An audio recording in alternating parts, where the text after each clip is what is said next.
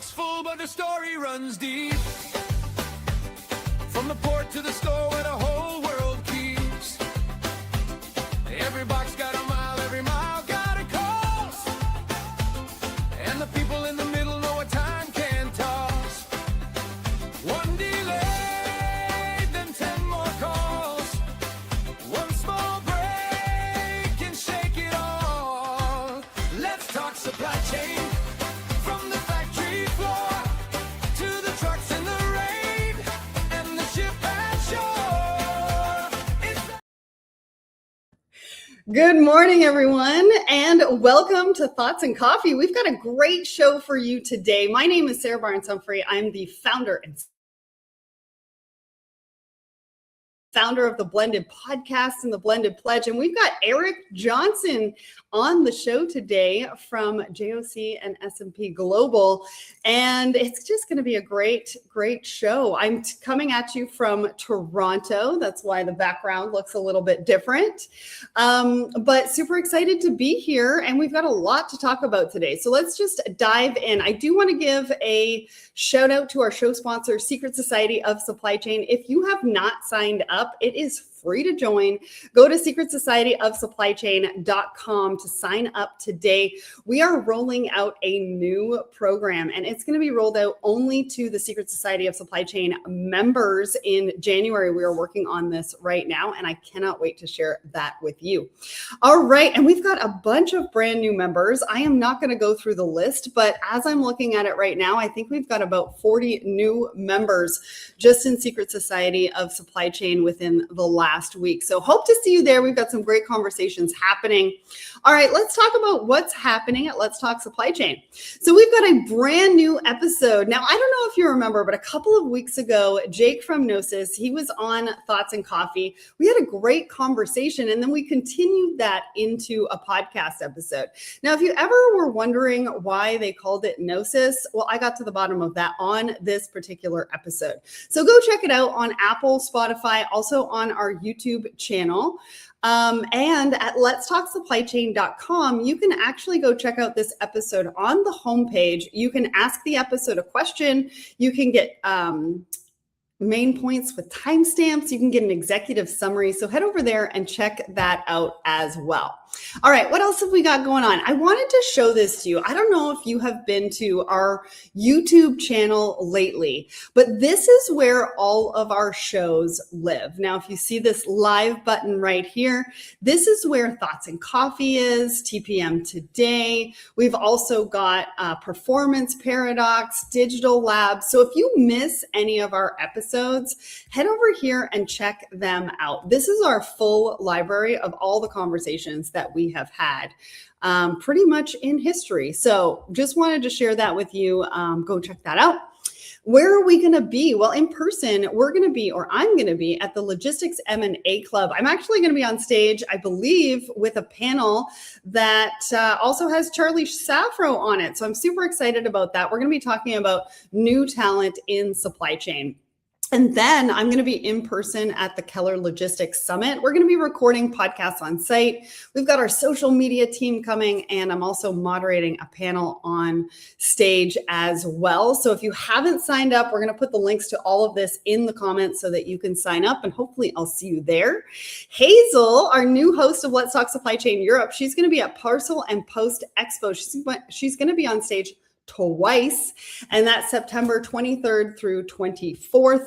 And then, of course, we're going to be talking more about this today, but Inland Distribution Conference in Chicago, September 28th through 30th, I'm going to be hosting Inland TV, and I'm going to get to interview a bunch of people there.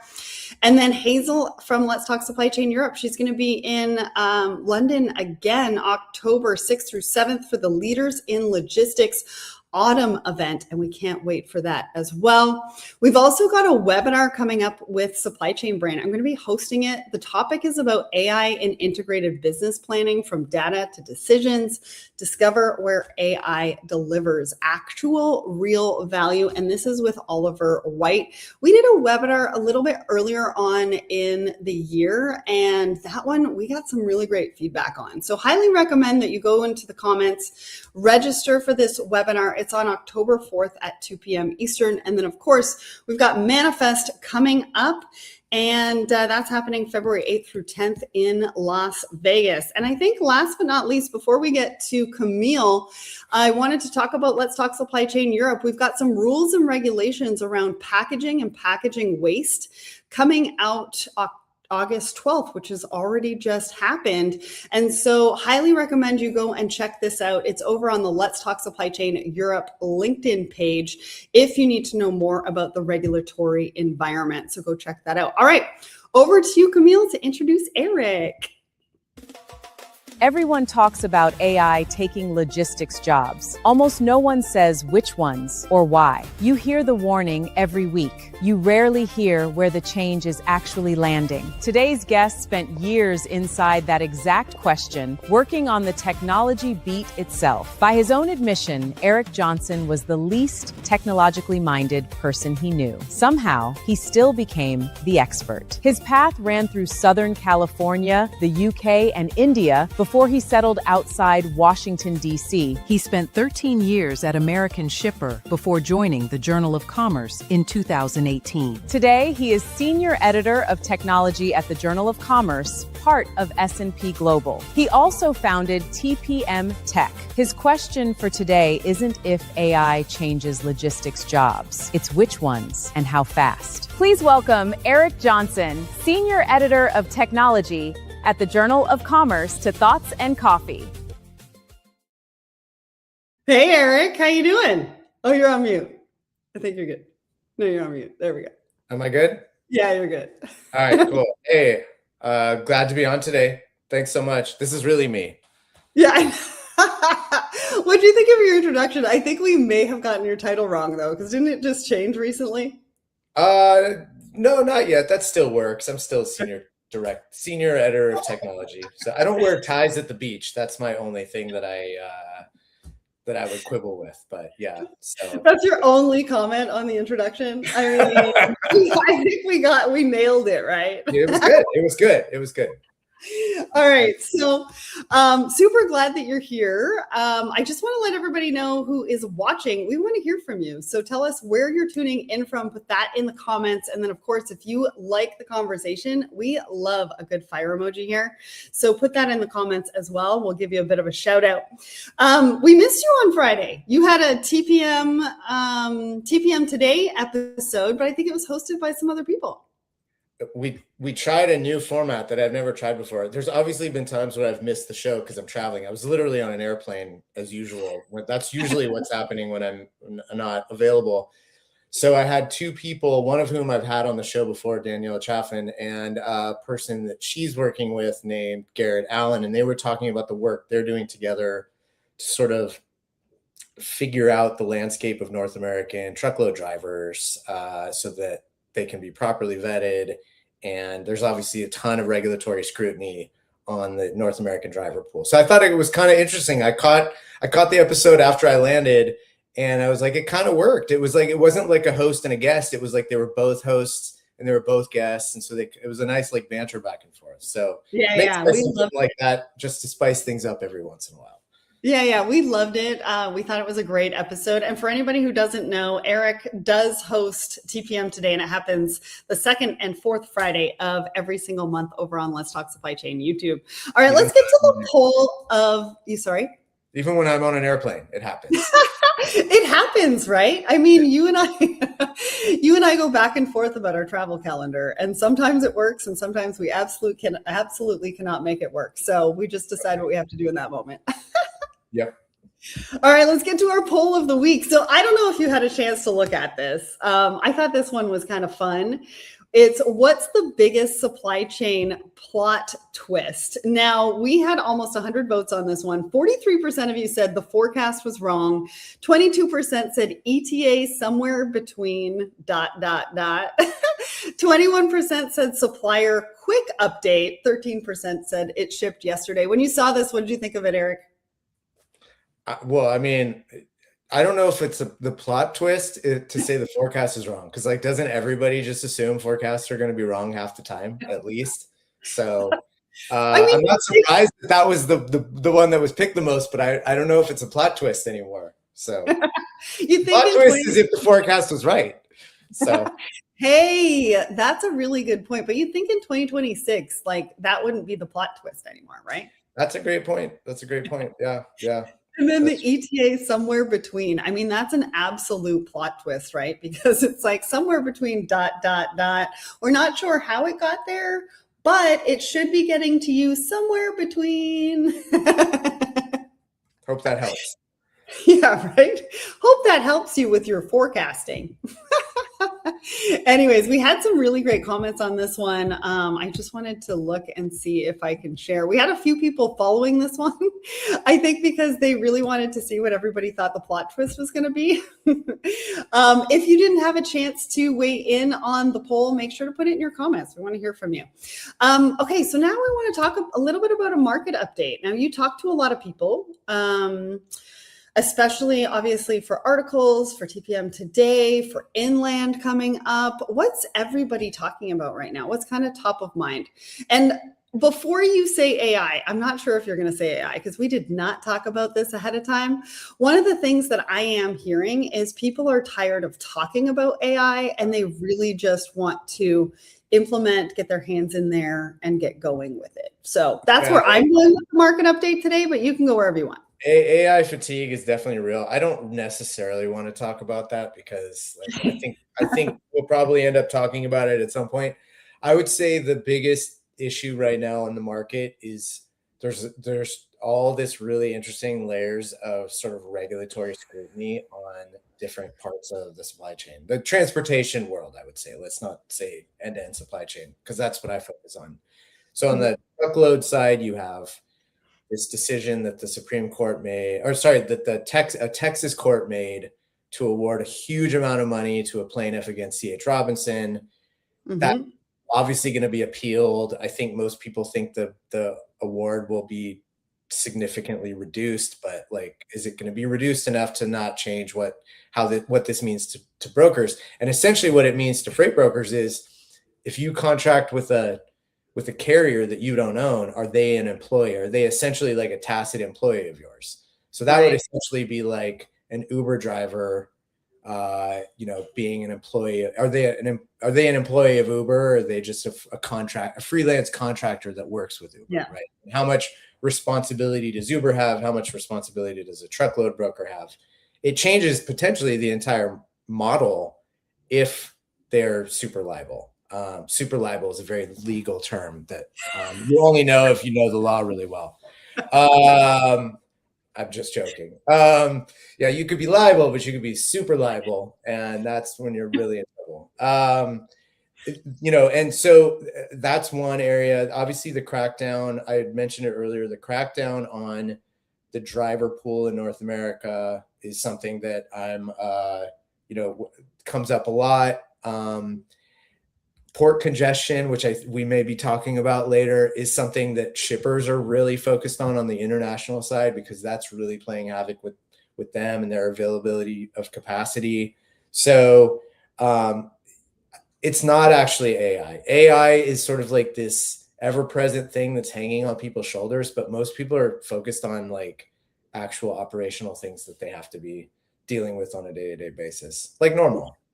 Yeah. Well, and there's so many big headlines, I feel, that have been going on recently. It's been a very newsy year. It's been a very newsy and kind of noisy year too, right? Yes. Yeah. Because how do you figure out where you're going to go and what you need to do and what you need to work on when you've got all of these other things pulling you in different directions that you've got to keep on top of because they are going to affect what you do on a day-to-day basis.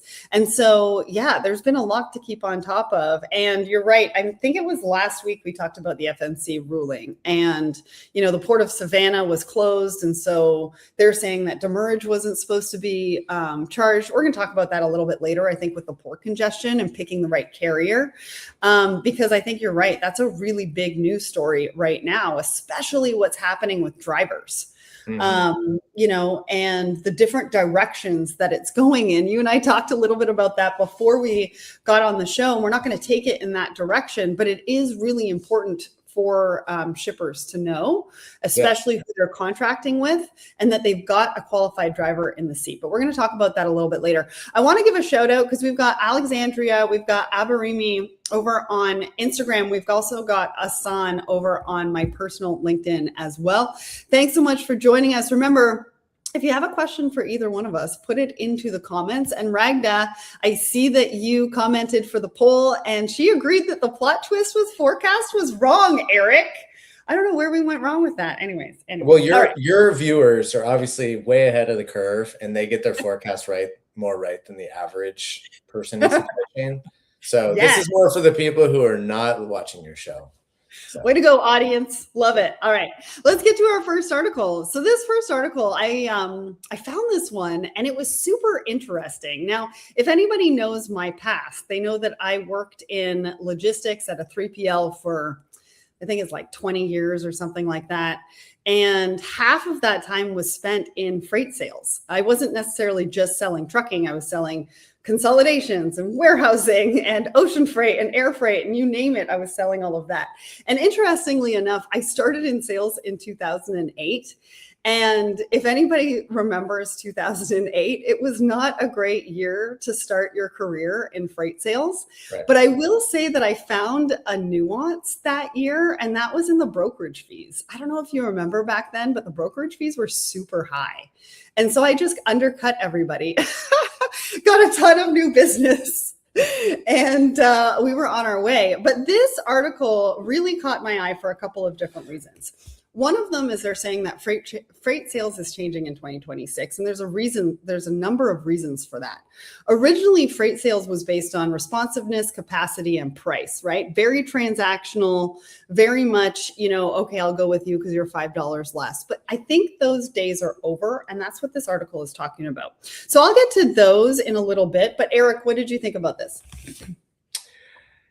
It's a very interesting article. I think, as with everything in our world, it's not black or white, right? Like I think there's some balance between the sort of traditional transactional model of freight sales versus the next level, highly data driven, proactive versus reactive. Like, honestly, it's an interesting article, but this is the kind of thing that looks great on a blog page, but in reality, you're constantly having to weigh like how the customer is reacting to what you're sort of putting in front of them. You're constantly having to figure out how informed are they about the market, about your place in the market, whether they're benchmarking you against other people or not. So I think it's too like black or white to say that the model has changed or freight sales has changed, because there's still a ton of shippers that move really transactionally, and that's fine. They're okay with that. They build around that. I also think that this has been a source of discussion on Twitter the last few days, or X, the last few weeks. The more data that shippers have at their disposal and the more data that brokers have at their disposal can actually lead to more transactional pricing. Because if you know the market rate at a given moment and you're sure that you can get, or you're reasonably sure you can get capacity, you're less inclined to think, oh, I need to lock in capacity 8-12 months down the road, because you now have data that suggests I can get a good rate and capacity in a month. And so I'm just going to wait and do it on spot, because I think that's going to be less than a contract that might not even be honored if the carrier believes they can get a higher rate on the spot market anyway, right? So there's a lot of nuance to this that I think it's too hard, I should say, to say like the model is changing across the entire industry. Well, and I think it's reasonable to say that the sales model is not only changing, but the contracting model is also changing, which is what you basically just said, right? Yeah. If I have access to these rate tools, I no longer have to go to my carrier, for maybe even I can go to a load board and I can go to a carrier and say, listen, man, this rate tool says that it's here. You're here. Where are you going to meet me? So I think the conversations are changing too. So I think it's not just necessarily the sales process. I think it's really the holistic approach around this that's changing completely, right? Contracting, the sales process, the tools.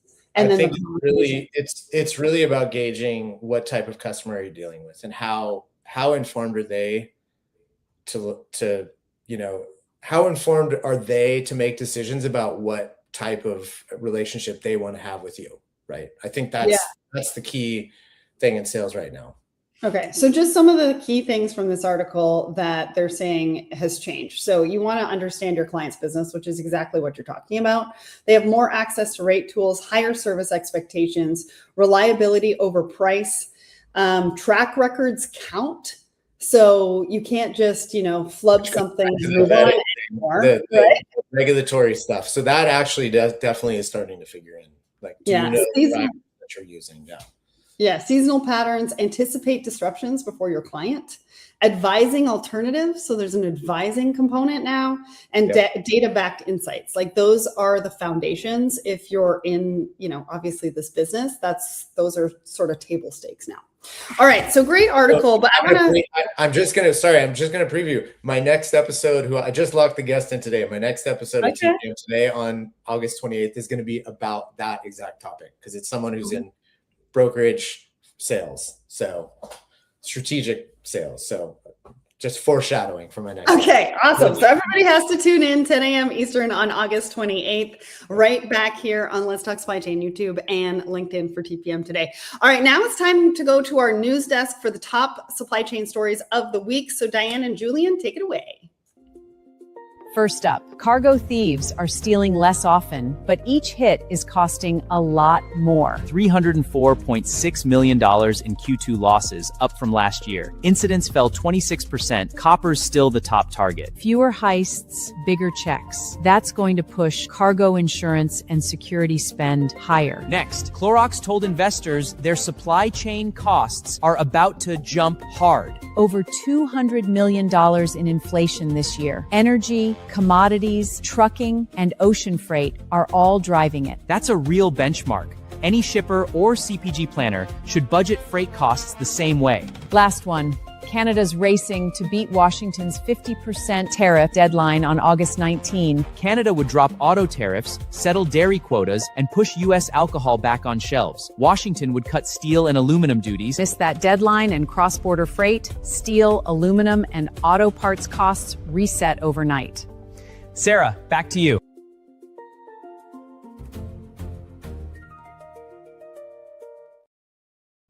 Those were some interesting stories. Now, the cargo theft, I wanted to point out, the incidents are down, but it's up in actual what it's costing the industry. And we're at $304 million just for Q2 in 2026. Like, that's a lot of money, especially when Clorox talks about inflation of 200 million, and a lot of that being supply chain costs, right?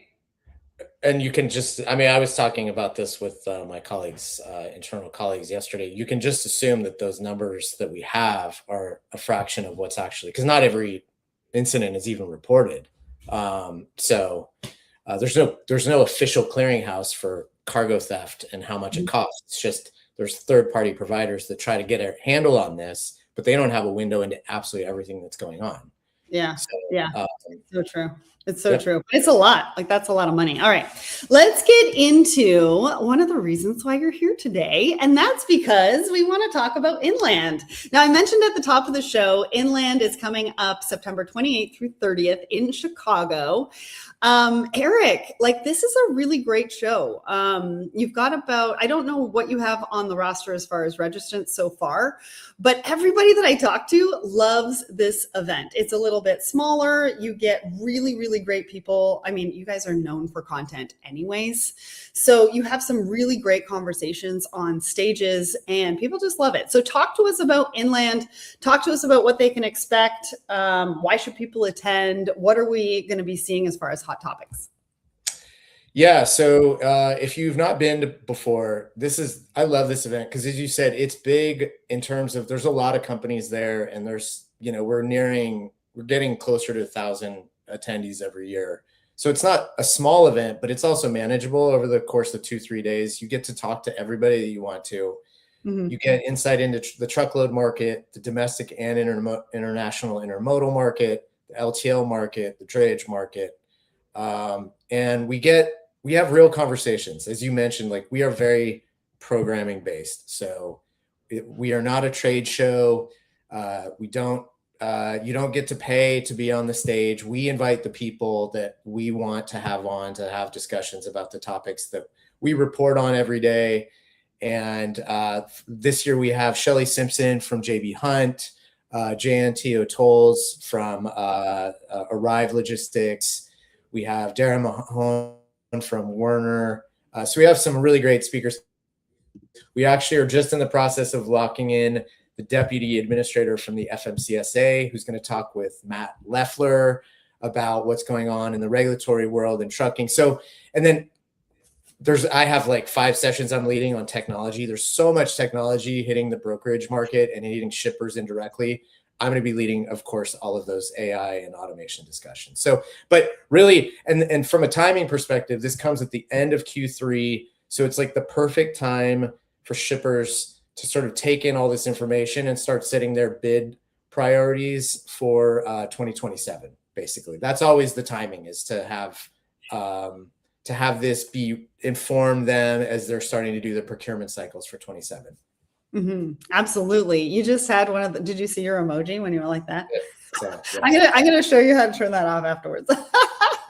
No, I can't wait for to give me a thumbs up. No one does anywhere else. I've got to give myself a thumbs up. So. Listen, we're getting some fire emojis, so those are kind of better than a thumbs up. Just saying. That's true. Anyways, your theme is, if I read that properly, it said big payback. Why did you choose that as a theme? So we've just come out of like literally 4 years where it was very much a shipper's market. The truckload, especially truckload rates and even intermodal rates, have been very affordable and depressed in some ways. And this year that's changed, and we were expecting it to change, but I think the durability and the scope of how much has changed in terms of how much rates have gone up. This is now a capacity providers market. In a way that it hasn't been essentially since the start of the pandemic. And so we're just exploring all of these dynamics through that lens. Awesome. That was the thought.